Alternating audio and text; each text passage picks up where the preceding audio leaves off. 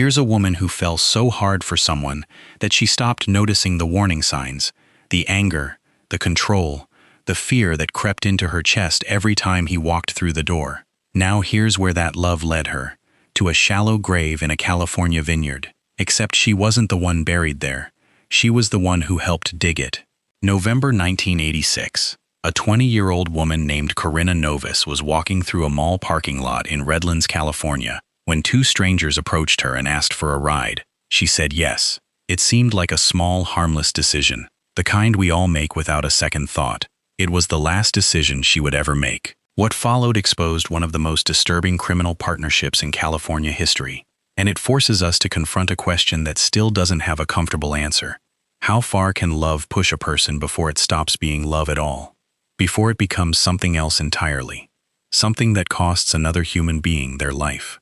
By the end of this video, you're going to meet Cynthia Coffman, a mother, a waitress, a woman who once had a completely ordinary life, and you're going to watch that life collide with a man named James Marlow in a way that ended with two young women dead and Cynthia sitting on death row. Stay with me through this one, because after today, you'll never hear the phrase, "I couldn't leave him," the same way again. Before any of this turned violent, Cynthia Coffman was just a woman trying to rebuild her life in Barstow, California in 1985. She'd grown up in a religious household, married young, and had a son, but the marriage fell apart, and in a decision she would later call the most painful of her life, she moved away to start over, planning to send for her son once she was settled. That plan collapsed when her ex-husband filed abandonment papers, and she lost custody for good, only seeing her son once more after that. By the time she landed in Barstow, she was working as a waitress, trying to find stability, living with a man named Doug Huntley. Friends who knew her then described someone sociable, likable, but clearly carrying an emptiness she was trying to fill, sometimes through drinking, sometimes through the wrong company. Nobody who knew her at this point saw what was coming. She wasn't a hardened criminal. She was a mother who'd lost her child, looking for somewhere to belong. Then, in April 1986, Doug Huntley was arrested on drug and weapons charges and sent to jail. And there, he met a man named James Marlow. That single connection would change the course of several lives and end two of them completely tomes. If you've ever wondered how an ordinary person ends up on death row, drop a comment below. I read every single one, and I want to know what you think shapes a killer: nature, circumstance, or the people we choose to love. James Marlow didn't arrive in Cynthia Coffman's life by accident. He walked into it through a jail cell. In April 1986, Cynthia and her boyfriend, Doug Huntley, were arrested following an altercation at a convenience store. Cynthia was released after 5 days, but Huntley stayed locked up, and while he sat in that cell, he crossed paths with a man who called himself the Folsom Wolf. James Gregory Marlow had earned that nickname during a stretch at Folsom State Prison, one of California's most notorious correctional facilities. He'd grown up poor in the coal country of Whitley City, Kentucky, moved west as a young man, and built a criminal record that included burglary and armed robbery. At Folsom, he tattooed a swastika onto his arm and aligned himself with the Aryan Brotherhood, one of the most violent prison gangs in the American penal system. By the time he met Coffman's world, he'd already been married and divorced 5 times, and his 6th marriage had ended with him behind bars for stealing his estranged wife's car.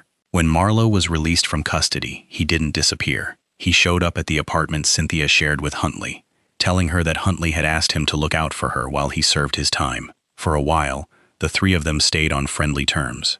But by June 1986, Huntley was back in jail on a separate warrant, and Marlow was still there, except now it was just him and Cynthia. What followed happened fast. Within weeks, the two were traveling the country together, and in late July 1986, they were married in Tennessee. As a wedding gift, Cynthia got a tattoo on her body that read, "Property of the Folsom Wolf," a permanent marker of a relationship that both of them would later describe, in very different ways, as violent. Somewhere along this journey, the two also began using methamphetamine heavily, a habit that would define the months ahead. People who'd known Cynthia before this point struggled to recognize the woman she became. Her head was shaved, by Marlow's hand, reportedly during a fit of anger, and she began dressing in military-style clothing, trailing behind him with a demeanor one acquaintance described as submissive, almost obedient. The woman who'd once fought to keep custody of her son now seemed to orient her entire existence around one man's approval. By October 1986, Marlow and Coffman had made their way back to California, moving between relatives' homes, running low on money, running low on options. What they did next would put both of their names into the California legal record for decades to come. But at this point in the story, none of that had happened yet. What existed was a marriage built on control, addiction, and a power imbalance that would later become the center of one of the most debated defenses in the state's history. Here's where the story stops being simple. Cynthia's defense would later claim she suffered from battered woman syndrome, that she was manipulated, frightened, and worn down until she had no will of her own left to resist Marlow's violence. It's a claim that shaped years of appeals and courtroom arguments. But there's one detail that doesn't sit comfortably inside that narrative. When police finally caught up with the couple, it wasn't Marlow who led investigators to the shallow grave where Corinna Novis's body had been hidden. It was Cynthia. She confessed. She cooperated. She showed them exactly where to dig. If that twist just gave you chills, hit subscribe right now, because if you don't, you're going to miss the next case. And trust me, you do not want to find out how these stories end secondhand, from a spoiler in someone else's comment section. Do it now, before you forget. On the morning of November 7, 1986, Corinna Novis, 20, stopped at a First Interstate Bank drive-thru near the Redlands Mall to cash a check. She was a student at Golden West College, described by people who knew her as outgoing and full of energy. She had plans that day, errands to run, a normal week ahead of her. None of that happened. Marlow and Coffman approached her at the mall and got a ride from her. Accounts differ on exactly how they convinced her, but what followed was not an accident or a robbery gone wrong. They took her to a residence in San Bernardino where she was assaulted. Then they placed her in handcuffs and drove her to Fontana, where she was strangled or suffocated and left in a shallow grave. Her body wasn't found for 8 days. Take a moment to sit with that. Corinna Novis got into a car to help 2 strangers on an ordinary Friday. She never got the chance to finish that week, or the next, or any of the thousands of ordinary days that should have followed. 5 days later, on November 12, 1986, the pattern repeated itself with a second young woman. Lionel Murray was 19. She was a student at Golden West College, studying psychology. She wanted to understand people. She never got the chance to understand the 2 who walked into her life that day. Murray was working her shift at Prime Cleaners in Huntington Beach when Marlow and Coffman abducted her at gunpoint. Just before she was due to clock out at 6:30 p.m., she was taken to a motel room by the sea, assaulted, and strangled with a towel in the bathtub. A motel employee found her body the next morning. In the days that followed, Marlow and Coffman used Novis's stolen credit cards and Murray's belongings to fund a brief run. Hotel stays, meals out, clothing taken from the very dry cleaning shop where Murray had worked. Investigators eventually found Novis's checkbook discarded in a Laguna Beach dumpster alongside papers bearing both suspects' names, which cracked the case open.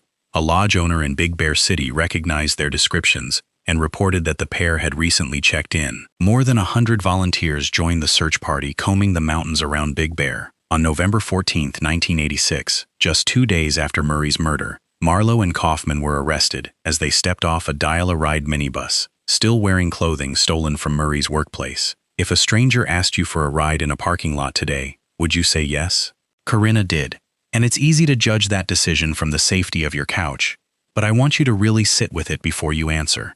Kindness and trust aren't flaws, but this case forces us to ask an uncomfortable question about how we tell the difference between someone who needs help and someone who's hunting for a victim. November 11th, 1986. 4 days after Corinna Novis vanished from a bank drive-thru in Redlands, a checkbook turns up in a dumpster in Laguna Niguel. It's hers. Next to it, investigators find something they weren't expecting. Papers. Identification. 2 names on them. James Marlow, Cynthia Coffman. The case cracks open in an instant. That same day, almost the same hour, Lionel Murray is being abducted from outside the dry cleaning shop where she works. 2 crimes, 1 couple, running on parallel tracks, and neither victim knows about the other. Police move fast now. They trace Novis's stolen car. It's abandoned in the brush near Santa's Village, close to the Big Bear Lake Resort. Nearby, they find discarded clothing, a pair of pants, handcuffs still looped through the belt loops. Those pants get traced back to a man in Huntington Beach, a customer at the exact dry cleaning shop where Lionel Murray worked. The pieces are connecting themselves.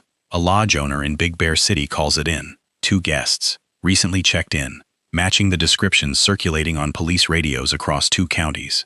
Over 100 volunteers joined the search, fanning out through the mountains around the lake. November 14, 1986. 2 days after Murray's murder, Marlow and Coffman step off a dial-a-ride minibus in the Big Bear area. They're arrested on the spot. In Coffman's purse, officers find a wallet that isn't hers. It's Lionel Murray's. Her credit cards are inside. So is an earring, one that matches an earring found at the crime scene. A motel clerk later identifies Coffman as the woman who checked into room 307 on the night of November 12, using Murray's name, Murray's credit card, Murray's signature. Prosecutors would later argue that when Coffman signed that registry, she already knew what was about to happen to the woman whose name she was forging. Investigators also find stationery in a motel room where Marlow and Coffman stayed. Lionel Murray's name, written over and over.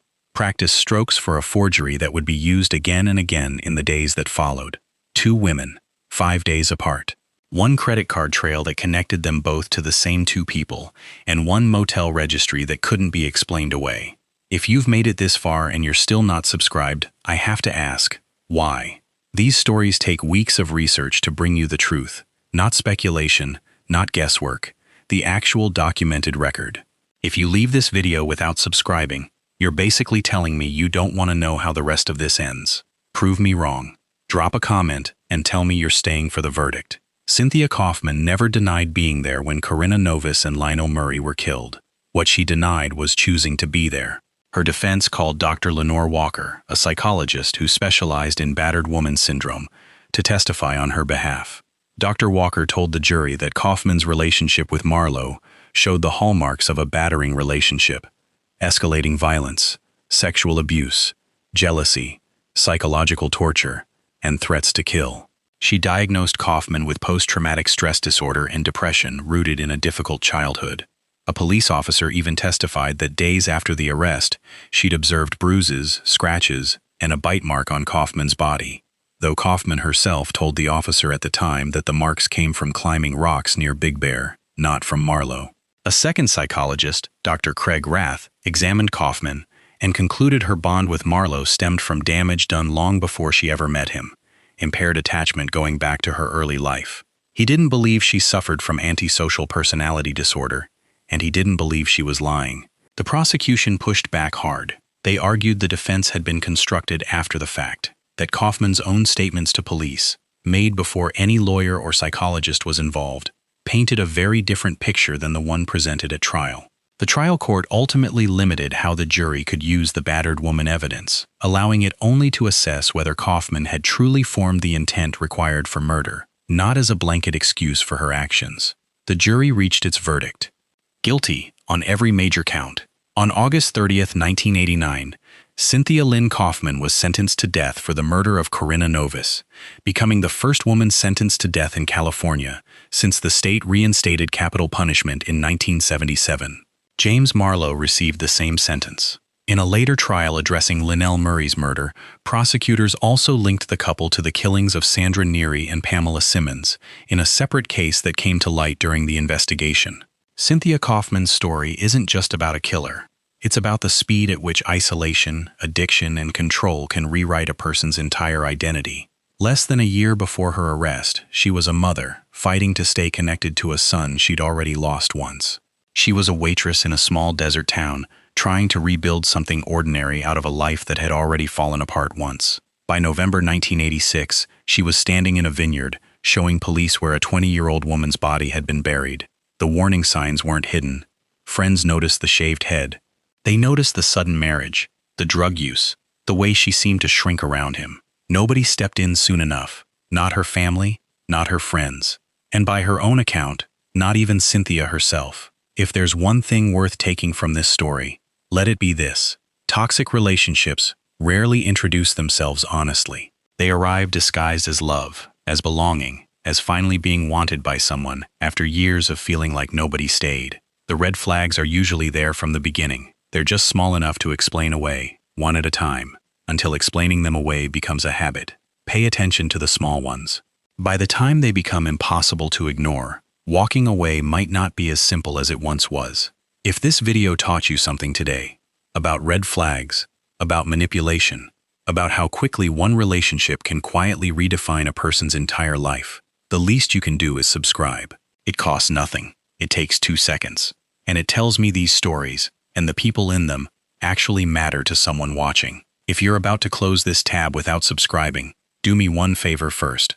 Go to the comments and tell me why. I genuinely want to know what it would take for you to stay. Next time, we're covering a case even more disturbing. One where the killer didn't hide in the shadows, but hid in plain sight, as someone the entire town trusted. You will not want to miss it. Subscribe, turn on notifications, and I'll see you in the next one.